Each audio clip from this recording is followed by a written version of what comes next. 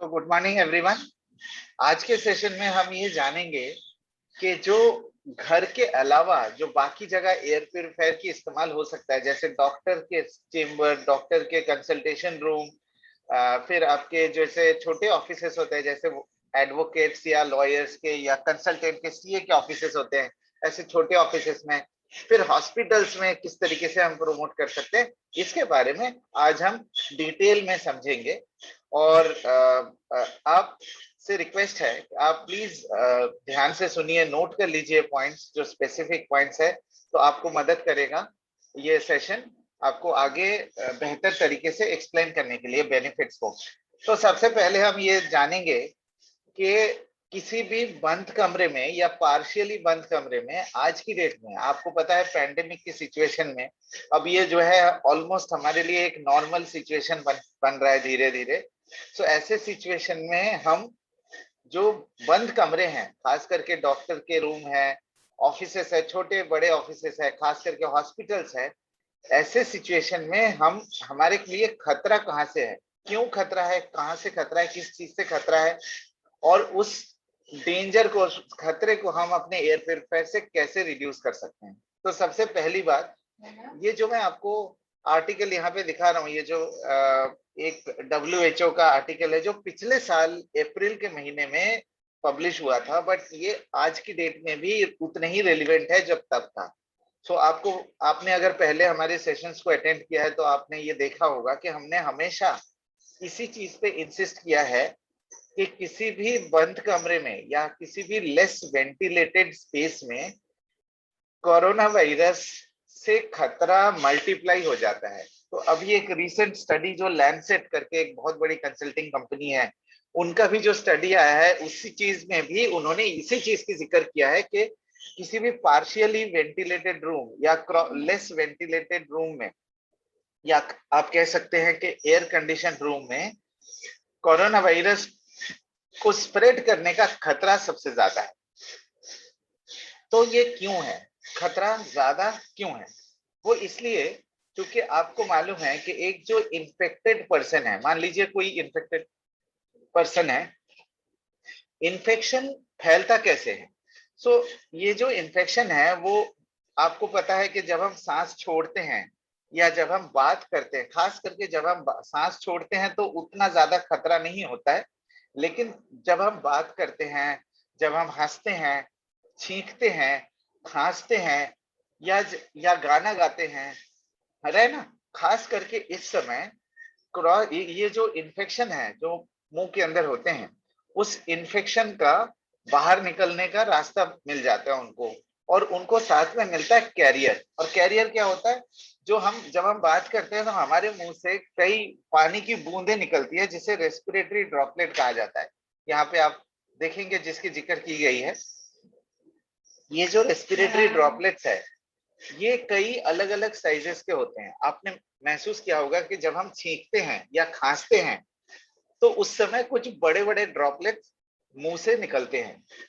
बड़े ड्रॉपलेट से तो हमें उतना खतरा नहीं है, लेकिन जो बहुत छोटे इनविजिबल ड्रॉपलेट्स होते हैं, कई हजारों ड्रॉपलेट्स निकलते हैं, जब हम बात करते हैं तो हजारों ड्रॉपलेट्स निकलते हैं, कुछ बड़े होते हैं, कुछ बहुत ज्यादा छोटे होते हैं, और ये जो ड्रॉपलेट्स है ये बनता है कोरोना वायरस का कैरियर, सहारा। मतलब कोरोना वायरस हमारे मुंह से, कोई भी इन्फेक्टेड पर्सन के मुंह से ऐसे ही नहीं निकलता, उनको कैरियर चाहिए। और ये जो रेस्पिरेटरी ड्रॉपलेट है, जो पानी की बूंदे जो हमारे मुंह से निकलते हैं, ये बन जाता है कोरोना वायरस का कैरियर। तो अगर कोई इन्फेक्टेड पर्सन किसी बंद कमरे के अंदर है या पार्शियली वेंटिलेटेड रूम के अंदर है, तो ये जो ड्रॉपलेट है, इन्फेक्टेड ड्रॉपलेट, जिसे आप रेस्पिरेटरी इन्फेक्टेड रेस्पिरेटरी ड्रॉपलेट कह सकते हैं, ये जो हल्के होते हैं ये काफी देर तक हवा में सस्पेंडेड रहते हैं। और मैं आपको मेजरमेंट के तौर पे बताता हूं कि ये ड्रॉपलेट्स जो हल्के कितने होते हैं। मतलब 90% जो ड्रॉपलेट्स होते हैं, आप ध्यान से सुनिएगा, ये हल्के इतने होते हैं जो हमें दिखाई नहीं देते और बहुत देर तक हवा में तैरते रहते हैं, सस्पेंडेड रहते हैं, राइट। तो ये हल्का कितना होता है? मान लीजिए कि हमारे जो बाल है, हमारे जो हेयर है, वो 70 माइक्रोन के है। जस्ट रेफरेंस के तौर पे बता रहा हूं कि हमारे बाल अगर 70 माइक्रोन के हुआ, 70 माइक्रोन, मान लीजिए 60 टू 70 माइक्रोन के रेंज में होता है हमारे बाल, तो ये जो सस्पेंडेड रेस्पिरेटरी ड्रॉपलेट है ये 0.5 माइक्रोन से 2 माइक्रोन तक के होते हैं, राइट। सो आप समझ सकते हैं कि ये लगभग लगभग 30 से 50 गुना, 30 से 100 गुना, 30 से 100 गुना छोटा है हमारे एक बाल से। ये है इन्फेक्टेड रेस्पिरेटरी ड्रॉपलेट्स, जो कोरोना वायरस के रेस्पिरेटरी ड्रॉपलेट्स है इन्फेक्टेड, जो हवा में काफी देर तक तैरते रहते हैं, काफी देर तक सस्पेंडेड रहते हैं। तो ऐसे सिचुएशन में क्या होगा कि अगर उस कमरे में इन्फेक्टेड पर्सन के साथ साथ हेल्दी लोग भी है, तो उनका जो है हेल्दी लोगों का एक्सपोजर बढ़ जाएगा, मतलब वो काफी देर तक सस्पेंडेड रहेंगे।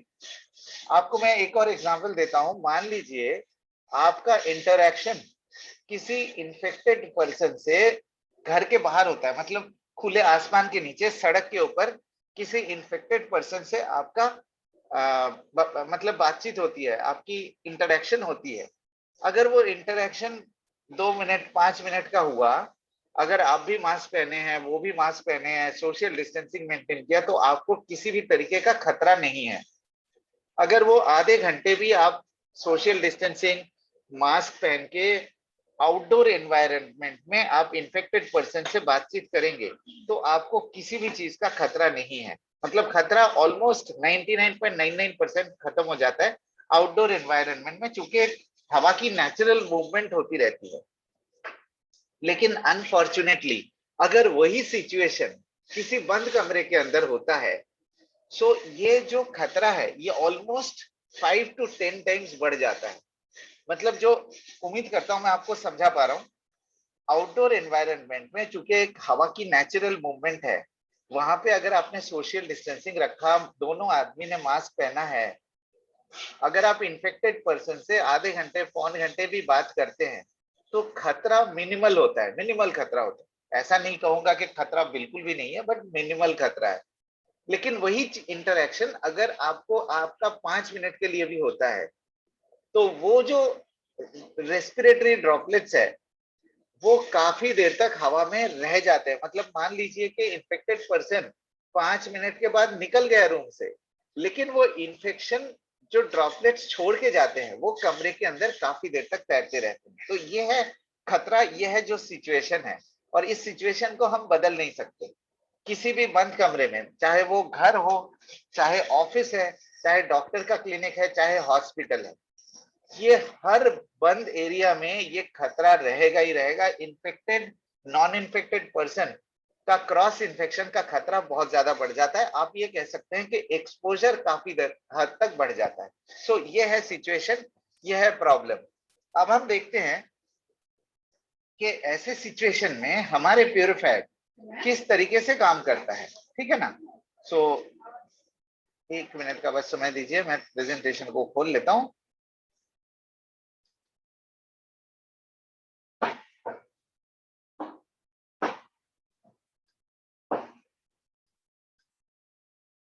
हमारे प्यूरिफायर में, शार्प एयर प्यूरिफायर में, सिर्फ और सिर्फ शार्प एयर प्यूरिफायर में आपको 2 तरीके के टेक्नोलॉजी दिए जाते हैं।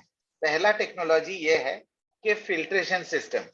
आप देखिए मार्केट में आपको बहुत सारे एयर प्यूरिफायर मिलेंगे, आपको फिल्टर्स भी उनमें मिलेंगे, लेकिन उनका फिल्ट्रेशन सिस्टम और हमारे फिल्ट्रेशन सिस्टम में किस तरीके का फायदे हैं, किस तरीके के बेनिफिट है, मैं बताता हूं। और ये कैसे क्रॉस इन्फेक्शन को और रेस्पिरेटरी ड्रॉपलेट्स जो हवा में तैरते रहते हैं उसको रिड्यूस कर सकता है, वो भी बताता हूँ। लेकिन उससे पहले एक बहुत अहम पॉइंट मैं बताना चाहता हूँ। आपके मन में एक सवाल आएगा कि जब बंद कमरे में हमारे एयर कंडीशनर चल रहा है, तो वो सस्पेंडेड रेस्पिरेटरी ड्रॉपलेट्स का तो कंसेंट्रेशन घट जाएगा। लेकिन मैं आपको ये बताना चाहता हूं कि जो छोटा पार्टिकल मैंने बताया कि बहुत छोटे हैं, वो लगभग लगभग मान लीजिए हमारे बाल से 100 गुना छोटा है, 100 गुना। तो अगर 100 गुना छोटा पार्टिकल है विथ कोरोना वायरस का इन्फेक्शन, सो वो एयर कंडीशनर में ऐसी कोई सिस्टम नहीं है जो उसे रोक सके। किसी वो एयर कंडीशन क्या करेगा, उसको सर्कुलेट करता रहेगा रूम के अंदर। एसी से आप ये समझ सकते हैं कि 10-15% कम हो सकता है, लेकिन बाकी 85-90% सस्पेंडेड रह जाएगा कमरे के अंदर, और जिससे हमारे एक्सपोजर बढ़ने का खतरा बहुत ज्यादा हो जाता है। सो ऐसे सिचुएशन में एयर प्योरीफायर किस तरीके से मदद करता है मैं बताता हूँ। लेकिन सबसे पहले आप देख सकते हैं फिल्टर्स जो है एक वैक्यूम क्लीनर की तरह काम करता है। मतलब एक तरफ से हवा को खींच लेते हैं और फिल्टर के अंदर इंप्यूरिटीज को एब्जॉर्ब करके दूसरी तरफ से क्लीन एयर निकाल देता है। बहुत सिंपल सा ऑपरेशन है। लेकिन ये जो वैक्यूम क्लीनर की तरह काम करता है, ये तभी बेहतर काम कर पाएगा ना जब जब पूरे कमरे की हवा को खींच के ला पाएगा। यही है सबसे बड़ी कमी दूसरे ब्रांड के एयर प्योरीफायर की, सॉरी, दूसरे ब्रांड का एयर प्योरीफायर की जो हवा निकलते हैं, एयर प्योरीफायर से जो हवा निकलते हैं वो स्ट्रेट 90 डिग्री में निकलता है। मतलब बिल्कुल सीधे सीधे निकलता है और सीलिंग से जाके टकरा के फिर वह नीचे आ जाते हैं। मतलब मान लीजिए ये एयर प्योरीफायर है, दूसरे ब्रांड में ये सीधे ऊपर की तरफ जाती है और सीलिंग से टकरा के नीचे आ जाते हैं। इसका मतलब यह है कि जो प्योरीफायर की एफिशिएंसी रहेगी वो सीमित रहेगी प्योरीफायर के आसपास। सो ये जो लिमिटेशन रहता है, इस वजह से पूरे कमरे की सफाई बेहतर तरीके से हो नहीं पाती दूसरे ब्रांड में। हो सकता है स्पेसिफिकेशन वाइज आपसे बेटर हो, हमारे से स्पेसिफिकेशन वाइज बेटर हो। वो कहेंगे आपको कि देखो हमारा प्रोडक्ट 400 स्क्वायर फीट पे काम करता है, 500 स्क्वायर फीट पे काम करता है, कहने को कुछ भी दे देंगे। ऑन पेपर आपको बहुत अच्छा लगेगा स्पेसिफिकेशन, लेकिन रियलिटी सच्चाई ये है कि जब हवा स्ट्रेट ऊपर की तरफ निकलती है और यहीं पे वापस आती है तो प्यूरिफायर के आसपास ही एफिशिएंसी रहती है। मतलब 5-10 फीट दूर में आपको उतना एफिशिएंसी नहीं मिलेगा। आपको सुन के ताज्जुब हो रहा होगा, लेकिन ये सच है, आप इसको वेरीफाई करा सकते हैं। अगर सीधे हवा ऊपर की तरफ आ रही है या 360 डिग्री, मतलब कई लोग, कई ब्रांड ऐसे भी है जो 360 डिग्री आपको देता है, 360 डिग्री का सक्शन खींच लेते हैं, लेकिन आप भी कमरे के बीच में तो लगा नहीं पाएंगे, आपको लगाना है कमरे के साइड में। सो उस केस में आपका तो वैसे ही 50% एफिशिएंसी ड्रॉप हो गया, क्योंकि अगर आपने दीवार के पास लगा दिया आधा तो दीवार में अटक जाएगा। सो ये है लिमिटेशन बाकी ब्रांड के प्योरीफायर की। वैसे तो फिल्टर्स फिल्टर्स सब लोग देते हैं, मतलब आपको मार्केट में हर एक ब्रांड का फिल्टर्स मिलेगा, बस क्वालिटी में थोड़ा फर्क होता है। हम लोग आपको हेपा फिल्टर की जो क्वालिटी देते हैं वो थोड़ी बेटर क्वालिटी देते हैं। कार्बन फिल्टर मोर और लेस 19-20 का फर्क होता है, लेकिन प्री फिल्टर हमारी काफी स्ट्रांग है, मतलब एफिशिएंट है। क्योंकि ये आप ये समझ लीजिए कि हमारे बाल से जो 6-7 गुना छोटा जो पार्टिकल है उसको भी हमारे प्री फिल्टर, जो ये जाली टाइप का आपको दिख रहा है, ये रोक सकता है। तो इससे इससे फायदा ये होता है कि अगर छोटे छोटे जो पार्टिकल्स है, मतलब हमारे बाल जितने और बाल से छोटे पार्टिकल जो है मतलब 10 माइक्रोन तक, आप ये समझ सकते हैं कि अगर फिल्टर में, जाली वाले फिल्टर में रुक जाता है तो वो हेपा फिल्टर तक नहीं जाते, तो उससे हेपा फिल्टर की लाइफ बढ़ जाती है। और ये जो बाहर की जाली है इसको आप हफ्ते में एक बार धो सकते हैं, जिससे आपकी प्योरीफायर की एफिशिएंसी बढ़ जाती है, राइट। सो लेकिन अगर मैं एयर फ्लो की बात करूं, हमारे पास एक यूनिक 20 डिग्री एयर फ्लो है। जैसे कि आप देख सकते हैं हवा थोड़ा सा एंगल में निकलता है, ऐसे ऐसे एंगल में निकालते हैं हम लोग हवा। आपने प्योरीफायर अगर देखा होगा तो आपने देखा होगा जो ऊपर की जाली है वो थोड़ी सी एंगल में है, सीधे नहीं है। बाकी ब्रांड के सीधे होते हैं, हमारे थोड़े से एक एंगल में है, जिससे हवा एक एंगल में निकलता है, जिससे पूरे कमरे को साफ हवा पहुंचा सकते हैं। पूरे कमरे में साफ हवा पहुंचा सकते हैं, जो बाकी ब्रांड नहीं कर सकता। और दूसरी बात, जब साफ हवा पूरे कमरे में पहुंचाएंगे, उसके साथ साथ गंदी हवा को भी पूरे कमरे से खींच के लेके आ सकते हैं। अब आप इसको रिलेट करिए, जो मैं आपको थोड़ी देर पहले प्रॉब्लम बता रहा था कि जो सस्पेंडेड रेस्पिरेटरी ड्रॉपलेट है इन्फेक्शन के साथ, हाँ, इन्फेक्टेड रेस्पिरेटरी ड्रॉपलेट जो हवा में तैर रहे हैं वो तो कहीं भी जा सकता है, वो तो कमरे के किसी भी कोने में रह सकता है। इसका एफिशिएंसी आपको एयर प्योरीफायर से तभी मिलेगा जब पूरे कमरे की बेहतर आप सफाई कर पाएंगे, पूरे कमरे से इंप्यूरिटीज को खींच के लेके आ सकते हैं और पूरे कमरे में साफ हवा को रिसाइकिल करके पहुंचा सकते हैं। सो ये जो एफिशिएंसी है ये बहुत इंपॉर्टेंट है। आप प्यूरिफायर तो कोई भी लगा लीजिए, मार्केट में आपको 8-10 हजार में बहुत सारे प्यूरिफायर मिल जाएंगे, राइट। लेकिन एफिशिएंसी आपको शार्प एयर प्यूरिफायर ही दे सकता है, क्योंकि हमारा जो यूनिक 20 डिग्री एयर फ्लो है, जिसके कारण बेहतर एयर फ्लो और सक्शन आपको मिल सकता है। सो ये था हमारा फिल्ट्रेशन सिस्टम। और इसके साथ साथ हम आपको हमारे प्यूरिफायर में देते हैं प्लाज्मा क्लस्टर टेक्नोलॉजी। अगर आप मुझे पूछेंगे कि प्लाज्मा क्लस्टर क्या है, तो मैं आपको बताऊंगा कि प्लाज्मा क्लस्टर एक नेचुरल एयर प्यूरिफिकेशन सिस्टम है जो सेफ है, सर्टिफाइड है और इफेक्टिव है। आप देखेंगे मैंने सेफ और इफेक्टिव पे जोर लगाया। मैंने क्यों जोर लगाया आपको मैं बताता हूं। किसी भी टेक्नोलॉजी के लिए सेफ्टी और इफेक्टिवनेस कितना जरूरी होता है, ये मैं छोटा सा एक एग्जांपल देके बताऊंगा। मान लीजिए आज हम वैक्सीन ले रहे हैं। वैक्सीन के 2 टाइप के वैक्सीन इंडिया में अवेलेबल है। अब ये आपको अगर ऑप्शन दिया जाए कोई ऐसी वैक्सीन, जो मान लीजिए तीसरी और चौथी वैक्सीन कोई लॉन्च हो जाए, कोई ऐसी, मतलब ऐसे तो नहीं होगा, गवर्नमेंट ऑफ इंडिया कभी ऐसी गलती नहीं करेगा। मान लीजिए आपको कोई वैक्सीन का ऑप्शन दिया जाता है जो सेफ है लेकिन इफेक्टिव नहीं है, क्या आप उस वैक्सीन को लेंगे? नहीं लेंगे, जाहिर सी बात है नहीं लेंगे। दूसरा ऑप्शन अगर आपको दिया जाए कि इफेक्टिव है लेकिन सेफ नहीं है, क्या आप उस वैक्सीन को लेंगे? बिल्कुल नहीं लेंगे, कतई नहीं लेंगे। सो आप कौन सा वैक्सीन लेना पसंद करेंगे? जो सेफ भी है और इफेक्टिव भी है। ठीक उसी तरीके से किसी भी टेक्नोलॉजी के लिए, जैसे प्लाज्मा क्लस्टर टेक्नोलॉजी है, उसके लिए इंपॉर्टेंट होता है कि ये नेचुरल है, सेफ है, इफेक्टिव है और सर्टिफाइड है। तो सर्टिफाइड की अगर मैं बात करूं तो हमारे पास 33 लैब्स द्वारा दिए गए टेस्ट रिजल्ट्स और सर्टिफिकेट्स अवेलेबल है। आप अपने स्क्रीन के ऊपर देख सकते हैं, ये उन 33 लैब्स की लिस्ट है। आप देख सकते हैं, ये मैं धीरे धीरे स्क्रॉल कर रहा हूं। ये उन 33 लैब्स की लिस्ट है जिन्होंने कई सारे इंप्यूरिटीज पे, जैसे वायरस पे, एलर्जेंस पे, फंगस पे, बैक्टीरिया पे, कई और बेनिफिट्स पे हमारे प्रोडक्ट को टेस्ट किया है। और ये देख सकते हैं आप 155 पेज का डॉक्यूमेंट जो आपके स्क्रीन के ऊपर है। ये 155 पेज का जो डॉक्यूमेंट है, इसमें हम पूरी ट्रांसपेरेंसी के साथ, हमारे पास कोई छुपाने के लिए कुछ नहीं है, हम कुछ नहीं छुपाते हैं। हम अगर ये कहते हैं कि हमारी टेक्नोलॉजी नेचुरल है, सेफ है, इफेक्टिव है, तो उसके बैकअप में हमारे पास 155 पेज का क्रेडिबल और बिलीवेबल डॉक्यूमेंट है जो थर्ड पार्टी ने किया है, हमने नहीं किया है।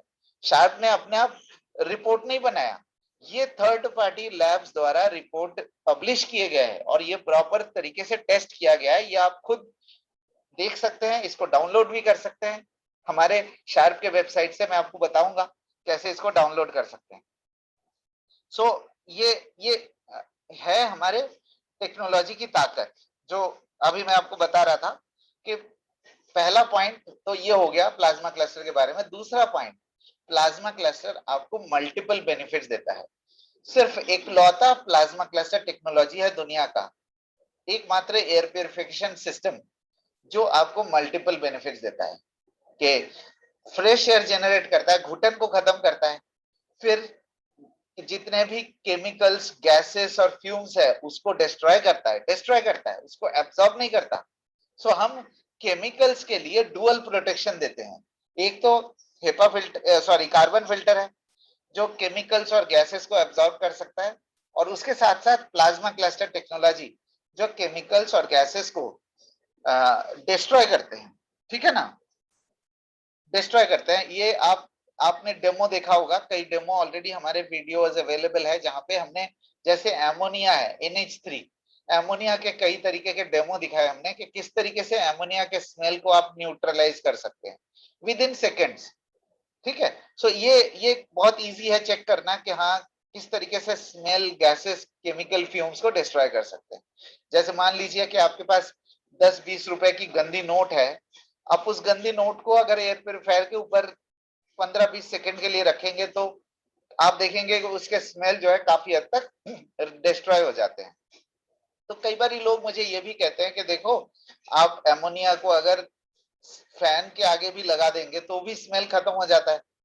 स्मेल खत्म नहीं होता, डिफरेंस है। प्लाज्मा क्लस्टर जब एमोनिया से इंटरेक्ट करता है, रिएक्शन करता है, तो प्लाज्मा क्लस्टर एमोनिया को डिस्ट्रॉय कर देता है, उसको कन्वर्ट कर देता है नाइट्रोजन और वाटर में।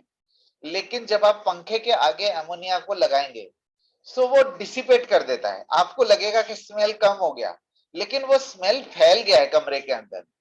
ये है डिफरेंस। हमारा एयर प्योरीफायर स्मेल को डिस्ट्रॉय करता है। दूसरी तरफ अगर आप, कई लोग मुझे कहते हैं कि देखो पंखे के आगे भी अगर हम 10 रुपए का 20 रुपए का नोट रख देंगे तो भी स्मेल कम हो जाती है। स्मेल कम हो जाएगी नोट में से, लेकिन जो स्मेल नोट के ऊपर थे वो कमरे के अंदर फैल जाएंगे। तो ये डिफरेंस है। सो आप खुद सोच लीजिए, आप कमरे के अंदर पूरे गंदगी को फैलाना चाहते हैं या प्लाज्मा क्लस्टर यूज करके आप उसको डिस्ट्रॉय करना चाहते हैं और उसको कम से कम करना चाहते हैं। ठीक है ना?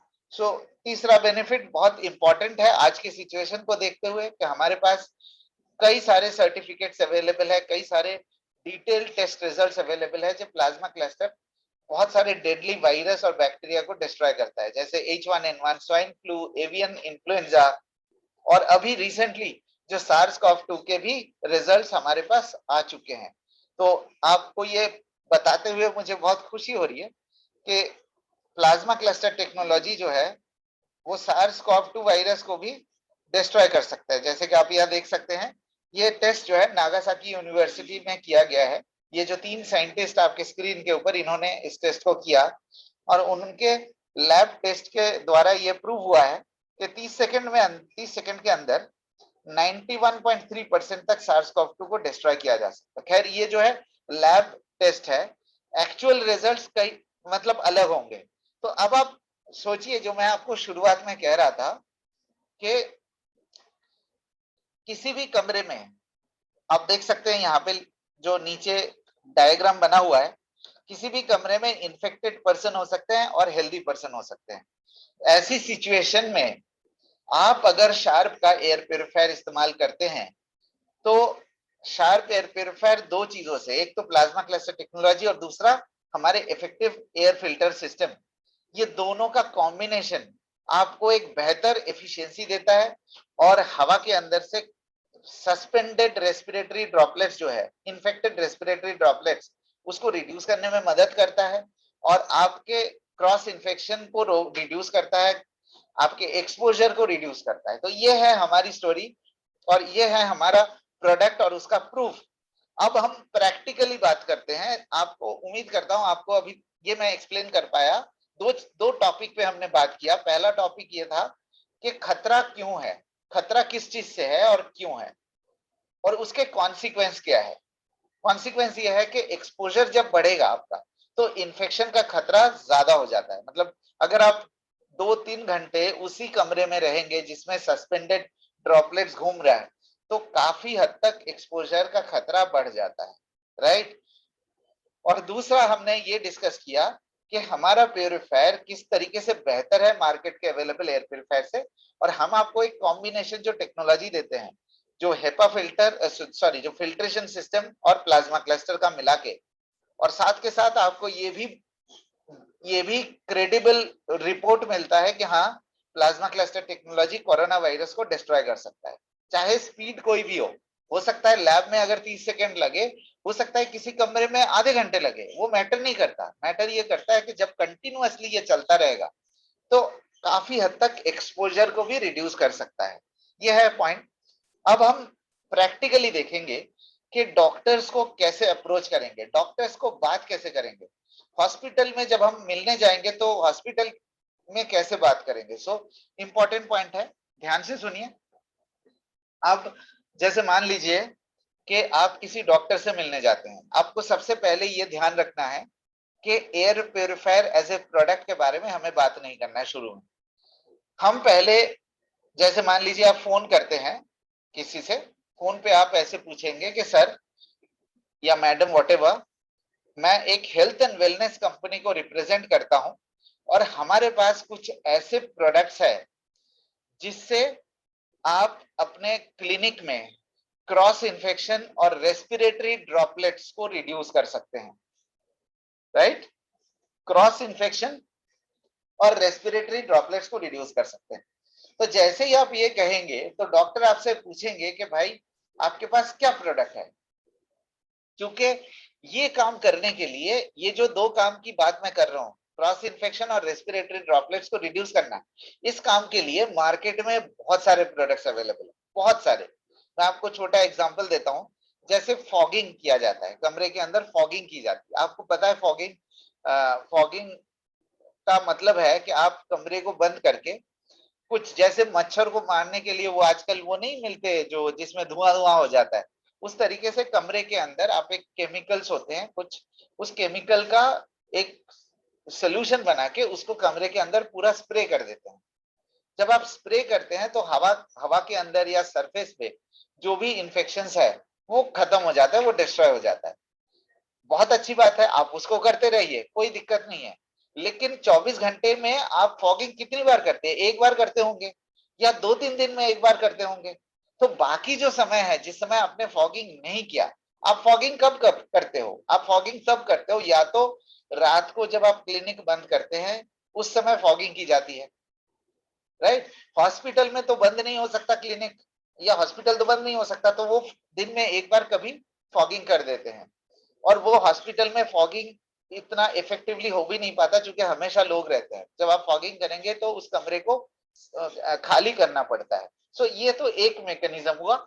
इस मैकेनिज्म से आपको इफेक्टिवनेस तो मिलेगा लेकिन सेफ्टी नहीं है, कमरे के अंदर से लोगों को निकालना पड़ेगा। दूसरा, जब फॉगिंग नहीं करेंगे तब जो सस्पेंडेड रहेगा हवा के अंदर इंफेक्शन, उसका क्या मतलब? दिन में तो आप 10 मिनट आधे घंटे फॉगिंग करेंगे, लेकिन बाकी जो 23 घंटे हैं उस दौरान जो इन्फेक्शन रह जाएगा कमरे के अंदर, उसका क्या?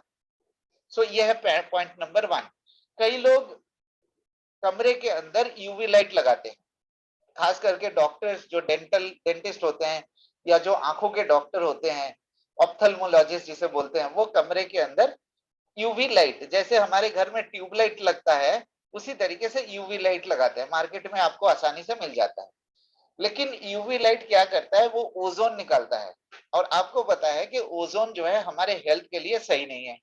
उस यूवी लाइट जब आप चलाएंगे तब भी आपको उस कमरे के अंदर से बाहर आना पड़ेगा।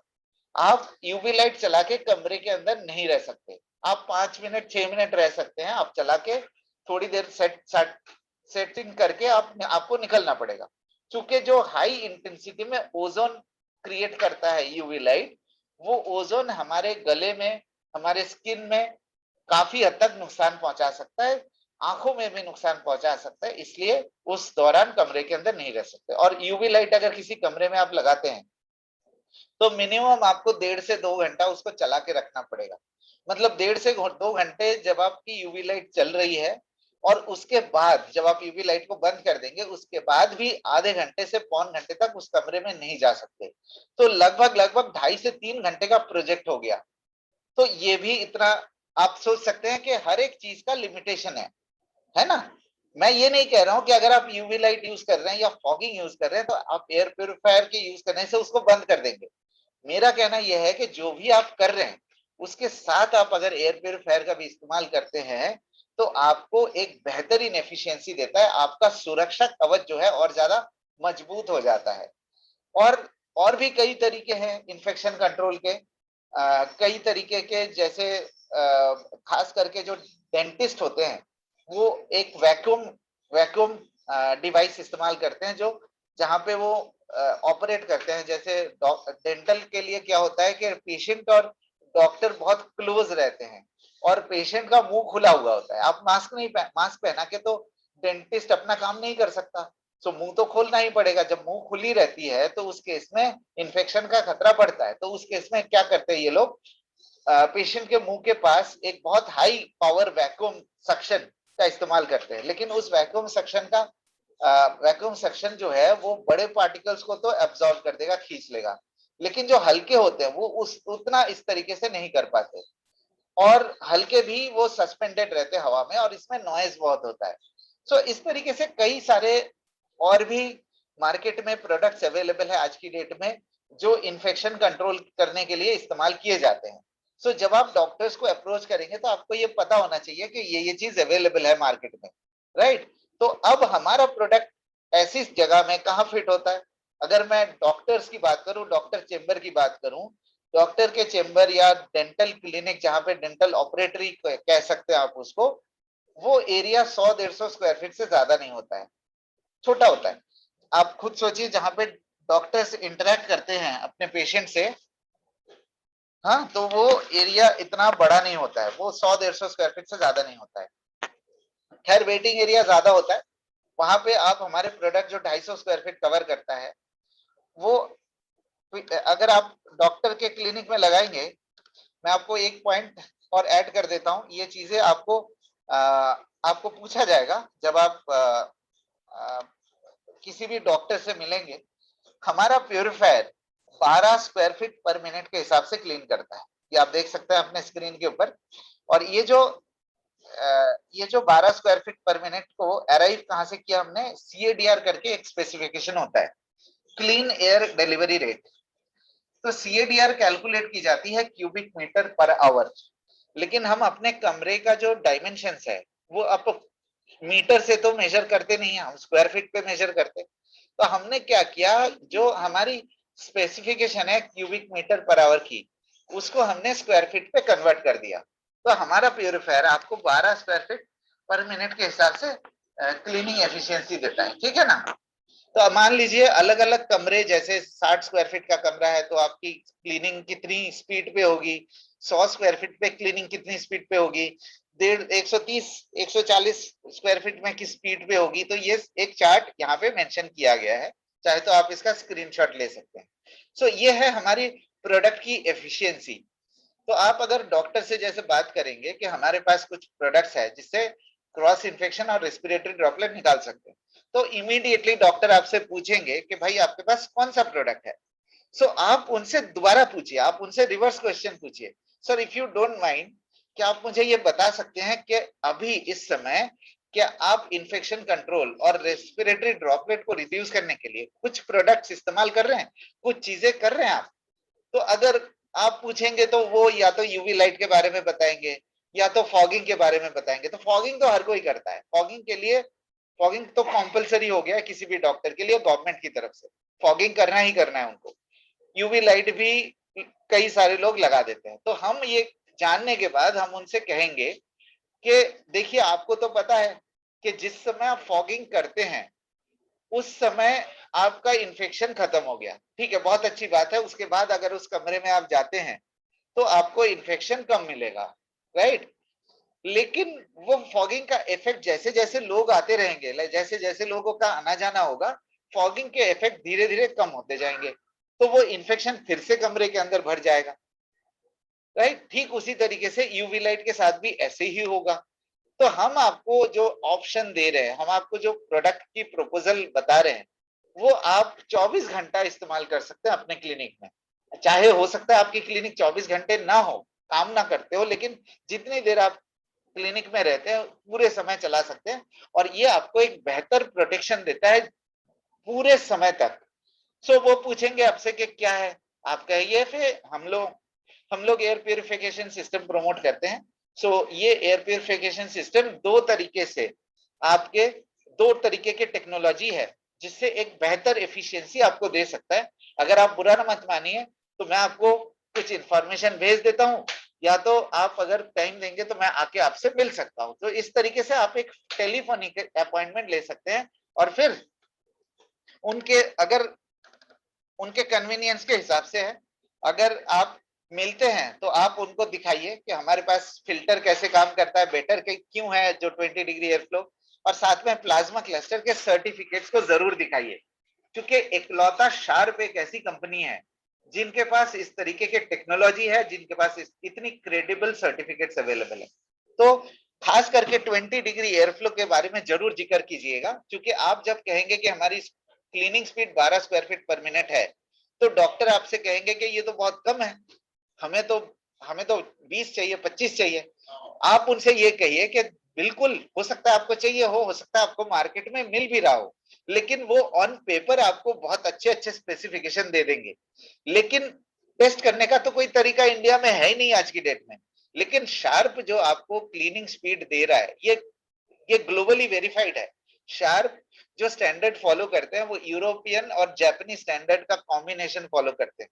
तो हम कभी भी स्पेसिफिकेशन को ओवररेट नहीं करते, जितना है उतना ही बताते हैं। लेकिन इंडिया में अनफॉर्चुनेटली इस तरीके का कोई स्टैंडर्ड नहीं है, तो बाकी जो ब्रांड्स है वो इस चीज का फायदा उठाते हैं। और ऑन पेपर आपको बहुत अच्छा लगेगा दिखने में कि देखो 20 square feet per minute cleaning speed दे रहा है, लेकिन आप उनसे कहिए कि नंबर वन, आपको प्रूफ करने का कोई तरीका नहीं है कि ये 20 स्क्वायर फीट एक्चुअली दे रहा है। और दूसरी बात, हम जो आपको 20 डिग्री एयर फ्लो दे रहे हैं, जिसके कारण अगर हमारी क्लीनिंग स्पीड कम है तो एफिशिएंसी बेटर होगा। मतलब 20 स्क्वायर फीट पर मिनट से एफिशिएंसी हमारी बेटर होगी, बिकॉज हमारा एक यूनिक एयर फ्लो सिस्टम है जो आपको पूरे कमरे की बेहतर सफाई कर सकता है, जो बाकी ब्रांड नहीं कर सकता, स्पेसिफिकेशन बेटर हुआ तब भी। ये आप हमेशा ध्यान रखिएगा। और दूसरा, प्लाज्मा क्लस्टर का तो पता ही चल गया आपको कि सर्टिफाइड है, टेस्टेड है, और पूरी हमारे पास 155 पेज का डॉक्यूमेंट है। और ये अगर डॉक्टर के सामने आप रख देंगे या डॉक्टर को शेयर कर देंगे, वो वो आपके प्रोडक्ट और आपके प्रपोजल के लिए मना नहीं कर सकते। सो ये था इंडिविजुअल डॉक्टर्स जिनकी अपनी क्लिनिक है, जिनके अपने नर्सिंग होम है, इस तरीके से आप उनको अप्रोच कर सकते हैं। अब हम देखेंगे कि जैसे छोटे ऑफिसेज जो होते हैं, जैसे वकील के होते हैं, एडवोकेट्स के होते हैं, सीए या कंसल्टिंग फर्म के होते हैं, छोटे छोटे ऑफिसेज होते हैं जहाँ पे जो, मान लीजिए जो लॉयर है, जो एडवोकेट है, वो एक कमरे में बैठते हैं, और हो सकता है उसी कमरे में एक कोने में कोई उनके कर्मचारी बैठते हैं, उनकी स्टाफ बैठते हैं, या हो सकता है कोई दूसरा कमरा है जहाँ पे उनके स्टाफ बैठते हैं। तो ऐसे जगह पे भी आप एयर प्योरीफायर को प्रमोट कर सकते हैं, क्योंकि जो स्टाफ है उनको भी क्रॉस इन्फेक्शन से बचाना जरूरी है, क्योंकि स्टाफ का जो एडवोकेट के साथ आना जाना रहेगा तो वो भी एरिया स्टेरिलाइज होने चाहिए। और जहाँ पे एडवोकेट बैठे हैं या कंसल्टेंट बैठे हैं जो उनका कमरा है, वहां भी स्टेरिलाइजेशन होना चाहिए, वहां भी प्रॉपर क्रॉस इन्फेक्शन से बचना चाहिए। सो जो कंसल्टेंट, ऐसे किसी भी तरीके के छोटे ऑफिसेस जहाँ पे ऑफिस के ओनर और उनके स्टाफ, इस तरीके के ऑफिसेस में आप हमारे प्योरीफायर आराम से दे सकते हैं, बिकॉज हमारा 250 स्क्वायर फीट का प्रोडक्ट है, और ऐसे ऑफिसेस और स्टाफ का जो एरिया होता है वो 100-150 स्क्वायर फीट से ज्यादा नहीं होते। तीसरा ऑप्शन, अब हम चलते हैं हॉस्पिटल्स में। हॉस्पिटल को हम किस तरीके से प्रपोज करेंगे, हॉस्पिटल में कहाँ हम प्रपोज करेंगे। हम सबसे बड़ी गलती क्या करते हैं पता है, जब हम हॉस्पिटल की बात करते हैं तो हमारे सबसे पहले ध्यान में आता है कि सबसे पहले हमारे यही ध्यान में आता है कि ओटी में लगाएंगे, आईसीयू में लगाएंगे। लेकिन आप ये समझ लीजिए कि ओटी और आईसीयू के लिए ऑलरेडी हर हॉस्पिटल के पास एक स्टैंडर्ड होता है जो एनएबीएल की गाइडलाइन के हिसाब से दी जाती है, तो उनको वो स्टैंडर्ड फॉलो करना ही करना है। तो आप हॉस्पिटल के अंदर ओटी और आईसीयू को थोड़ी देर के लिए छोड़ दीजिए, भूल जाइए। आप ये सोचिए कि हॉस्पिटल में कई सारे ऐसे एरियाज है जहां पे क्रॉस इन्फेक्शन का खतरा ज्यादा है। हमारे प्यूरिफायर बेहतर काम कहां करेगा, जहां पे क्रॉस इन्फेक्शन का खतरा ज्यादा है। यस, ओटी में भी होंगे, आईसीयू में भी होंगे, लेकिन ओटी और आईसीयू के ऑलरेडी उनके पास एक गाइडलाइन है जिसको वो फॉलो करते हैं इन्फेक्शन कंट्रोल के लिए। तो वहां के लिए छोड़ दीजिए, अनलेस अदरवाइज डॉक्टर खुद आपसे पूछे कि ओटी के लिए आप कुछ सोल्यूशन दे सकते हो कि नहीं, तब आप बता सकते हैं उनको कि हमारा प्योरीफायर ओटी में भी चल सकता है। लेकिन जो भी आप इन्फेक्शन कंट्रोल का काम कर रहे हैं, वहां भी फॉगिंग होता है, वहां भी हेपा फिल्टर लगे होते हैं, वहां भी यूवी लाइट लगे होते हैं। तो सारे चीजों के साथ आप एयर प्योरीफायर लगाते हैं तो उसको कॉम्प्लीमेंट करता है, उसको ऐड करता है। ऐसा नहीं है कि एयर प्योरीफायर लगाने से बाकी चीजों को आप खत्म कर सकते हैं, नो। मना नहीं कर रहा हूं कि ओटी आईसीयू में नहीं लगा सकते, लेकिन हॉस्पिटल में कई ऐसे एरियाज है जो इग्नोर किए गए हैं, जिसको लोगों ने अभी तक प्रॉपर तरीके से उसको ध्यान नहीं दिया। मैं आपको बताता हूँ कौन कौन से एरियाज, और वहां पे सबसे ज्यादा लोगों का आना जाना है। जैसे कि आपको पता है कि हॉस्पिटल में कई तरीके के लोग आते हैं, हेल्दी भी और सिक पीपल, दोनों तरीके के लोग आते हैं। बीमार लोग भी जाते हैं और हेल्दी लोग भी जाते हैं। बीमार लोग कम रहते हैं, हेल्दी लोग ज्यादा होते हैं, इसीलिए क्रॉस इन्फेक्शन का खतरा बहुत ज्यादा है। सो अब आप सोचिए कि कौन कौन से टाइप के लोग आते हैं। डॉक्टर्स होते हैं, डॉक्टर के स्टाफ होते हैं, हाँ, फिर पेशेंट होते हैं, पेशेंट के अटेंडेंट्स होते हैं, नर्सेस होते हैं, लैब टेक्नीशियंस होते हैं, हॉस्पिटल के एडमिनिस्ट्रेटिव स्टाफ होते हैं, हॉस्पिटल के मेंटेनेंस स्टाफ होते हैं। तो देखिए कई तरीके के लोग हॉस्पिटल में इकट्ठा होते हैं at a given point of time.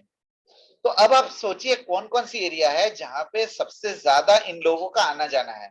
सबसे पहला है पेशेंट का रूम। जो भी पेशेंट जहां पे रखे जाते हैं, चाहे वो सिंगल कमरे का पेशेंट हो, सिंगल पेशेंट का रूम है, चाहे वो डुअल पेशेंट का रूम है, चाहे ट्रिपल पेशेंट रूम है, सबसे पहला जो पेशेंट रूम है वहां पे इन्फेक्शन का खतरा सबसे ज्यादा है, क्योंकि वहां पे सारे लोग जाते हैं। हॉस्पिटल के डॉक्टर जाते हैं, नर्सेस जाते हैं, साफ अटेंडेंट्स जाते हैं, सब मेंटेनेंस स्टाफ जाते हैं, सफाई कर्मचारी जाते हैं, डॉक्टर और पेशेंट के अटेंडेंट्स भी जाते हैं। सो वहां पे इन्फेक्शन का खतरा सबसे ज्यादा है। तो पेशेंट रूम में आप एयर प्योरीफायर को प्रमोट कर सकते हैं, ये बता के देखिए यहाँ पे कई तरीके के लोग आते हैं। सो वो कौन सा लोग किस तरीके का इन्फेक्शन लेके आ रहा है। मास्क आपको भी पता है कि वैसे तो लोगों को हमेशा ये कहा जाता है कि मास्क को प्रॉपर तरीके से पहनो, लेकिन मेरे ख्याल से 50-60% लोग अभी भी सही तरीके से मास्क को नहीं पहनते, या सही टाइप के मास्क नहीं पहनते। कुछ लोग ऐसे होते हैं मुंह को हल्का सा ढाक लिया, या नाक को खोल के रखा है, या तो मतलब मुंह से नीचे लेके आ गए, चिन चिन के ऊपर मास्क लगा दिया। तो ऐसे कई तरीके के लोग गलती करते हैं। सो हॉस्पिटल का जो पेशेंट रूम है वहां पे एयर प्योरीफायर लगा सकते हैं। जो सिंगल रूम होते हैं पेशेंट का, वो भी 100-150 स्क्वायर फीट से ज्यादा नहीं होता, आपको पता है। तो हमारा प्योरीफायर जो कि 250 स्क्वायर फीट का है, बहुत बेहतर तरीके से काम कर सकता है। अगर डुअल पेशेंट रूम हुआ तो आप एक की जगह 2 लगा सकते हैं, अगर ट्रिपल हुआ तो एक की जगह 3 लगा सकते हैं। इस तरीके से हर पेशेंट के लिए एक एक एयर प्योरीफायर, चूंकि वो एक पर्दा टाइप का भी होता है ना, सिंगल रूम में तो पर्दा नहीं होता है, लेकिन अगर मल्टीपल रूम है तो पर्दे होते हैं। तो इट इज रिकमेंडेड कि आप मल्टीपल रूम अगर है तो आप 2 लगाइए। वैसे तो आप दोनों पेशेंट के बीच में भी लगा सकते हैं। अगर कमरे की साइज 100-150 स्क्वायर फीट है और वहां पे 2 पेशेंट है, उस केस में भी आप एक ही प्योरीफायर बीच में लगा के काम चला सकते हैं। बट रिकमेंडेड होगा कि 2 प्योरीफायर, ताकि बेहतर एफिशिएंसी मिले। क्योंकि पेशेंट को, आप एक बात हमेशा ध्यान रखिएगा, जो पेशेंट हॉस्पिटल में होते हैं उनकी इम्यूनिटी उस समय वीक होती है, क्योंकि उनका ट्रीटमेंट की जा रही है। आप एक चीज ध्यान दीजिए, पेशेंट्स की इम्यूनिटी कमजोर होती है जिस समय हॉस्पिटल में उनकी ट्रीटमेंट की जाती है। तो उस समय इन्फेक्शन का खतरा सबसे ज्यादा होता है। आपने एक शब्द सुना होगा, अगर आप डॉक्टर से थोड़ा सावधानी से कहिएगा, क्योंकि हर डॉक्टर इस बात पे नाराज होता है, कोई भी हॉस्पिटल को इस बात पे नाराजगी होती है। एक शब्द है हॉस्पिटल एक्वायर्ड इन्फेक्शन। मतलब पेशेंट कुछ बीमारी लेके हॉस्पिटल में जाते हैं और चूंकि उनकी इम्यूनिटी वीक होती है तो दूसरी बीमारी पकड़ लेता है, जिसे हॉस्पिटल एक्वायर्ड इन्फेक्शन कहा जाता है। इस चीज के बारे में सबको पता है, लेकिन कोई खुल खुल के बात नहीं करता। तो आप ये कह सकते हैं कि पेशेंट को जो आप रखते हैं, 2 पेशेंट को, 3 पेशेंट को एक साथ, एक पेशेंट का इन्फेक्शन दूसरे पेशेंट तक पहुंच सकता है। तो हमारा प्योरीफायर हॉस्पिटल एक्वायर्ड इन्फेक्शन को भी रिड्यूस करने में मदद करता है। बिकॉज जब आप हवा में से इन्फेक्शन को डिस्ट्रॉय कर देंगे या एब्जॉर्ब कर देंगे, तो ऑब्वियसली हॉस्पिटल एक्वायर्ड इन्फेक्शन कम हो जाएंगे। ठीक है ना, मैं आपको समझा पाया, ये बहुत इंपॉर्टेंट पॉइंट है। लेकिन जब आप हॉस्पिटल एक्वायर्ड इन्फेक्शन के बारे में कहेंगे तो पॉजिटिव तौर पे बताइए कि मान लीजिए पेशेंट है, जो पेशेंट रूम में रखा गया है, उस पेशेंट की इम्यूनिटी वीक है, तो कोई भी दूसरे टाइप के इन्फेक्शन वो पकड़ सकते हैं। हो सकता है बीमारी किस चीज की हो, दूसरा टाइप का इन्फेक्शन उनको अटैक कर सकता है क्योंकि इम्यूनिटी वीक है। सो हमारे एयर प्योरीफायर के लगाने से आप, चूंकि हमारे एयर प्योरीफायर आपको एक होलिस्टिक बेनिफिट देता है, एक बेहतर बेनिफिट देता है, जो सर्टिफाइड टेक्नोलॉजी के साथ आप वो क्रॉस इन्फेक्शन, जो हॉस्पिटल एक्वायर्ड इन्फेक्शन है, उसका भी क्रॉस इन्फेक्शन को रिड्यूस कर सकते हैं। ठीक है ना। सो ये है स्टोरी, यह है पहला मतलब एप्लीकेशन जो आप हॉस्पिटल के पेशेंट रूम का। दूसरा लैब, सेम है। लैब में कई तरीके के लोग जाते हैं, लैब टेक्नीशियन भी होते हैं, नर्सेस भी जाते हैं, अटेंडेंट्स भी जाते हैं, सफाई कर्मचारी जाते हैं, डॉक्टर्स जाते हैं, पेशेंट के अटेंडेंट्स भी जाते हैं। तो वहां पे भी एयर प्योरीफायर का लगाना जरूरी है। बिकॉज अगर कोई खुदा ना खास्ता कोई इन्फेक्शन छोड़ के जाते हैं वहां पे, चाहे कोई भी इन्फेक्शन हो, आप हमेशा याद रखिएगा कि हॉस्पिटल में जो पेशेंट है उनकी इम्यूनिटी वैसे ही कॉम्प्रोमाइज है, उनकी बॉडी रिकवर करने की कोशिश कर रहा है, बीमारी से लड़ रहा है, उस समय बहुत आसान होता है किसी दूसरे इन्फेक्शन का अटैक करना। सो आप एयर प्योरीफायर लगा के, चाहे पेशेंट रूम हो, चाहे क्लिनिक, चाहे आपके जो क्या बोलते हैं लैब्स है, वहां भी एयर प्योरीफायर लगा सकते हैं, और लैब का भी साइज 100-150 स्क्वायर फीट से ज्यादा नहीं होता।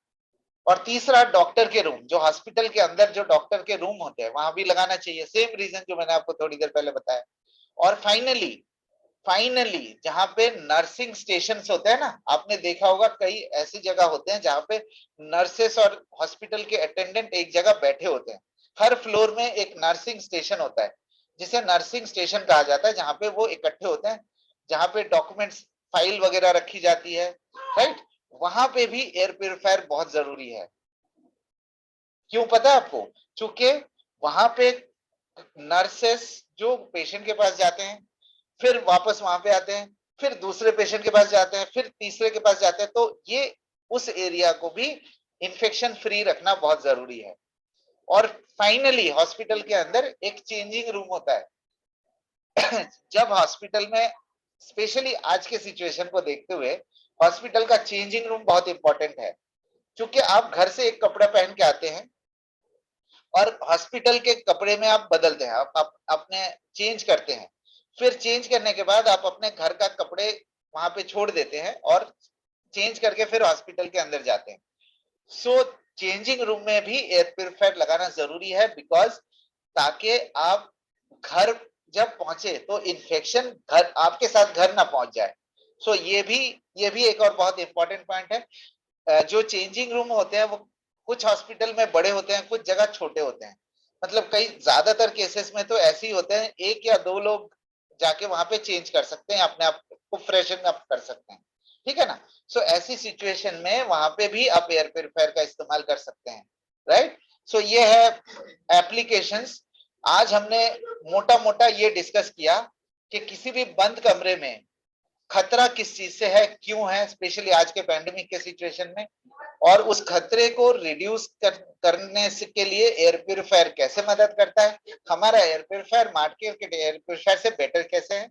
और हमने प्रैक्टिकली देखा कि डॉक्टर्स को और हॉस्पिटल्स को और सेमी कॉमर्शियल एस्टेब्लिशमेंट्स को हम किस तरीके से प्रोमोट कर सकते हैं, किस तरीके की बातें कर सकते हैं, राइट। सो आप हमेशा एक चीज याद रखिएगा कि जो भी एप्लीकेशंस की आज हमने बात करी है, ये सारे के सारे एप्लीकेशंस जो है 100-150 स्क्वायर फीट के अंदर है, और हमारा प्रोडक्ट 250 स्क्वायर फीट का है। तो एकदम आपके पास सही प्रोडक्ट है। आप कभी ये मत सोचिए कि हमारे पास एक ही मॉडल है, हमारे पास छोटा मिडिल साइज का ही प्रोडक्ट है। सो मैंने आज आपको उन्हीं एप्लीकेशंस के बारे में बात किया है जहां पे हमारे प्रोडक्ट फिट हो सकते हैं।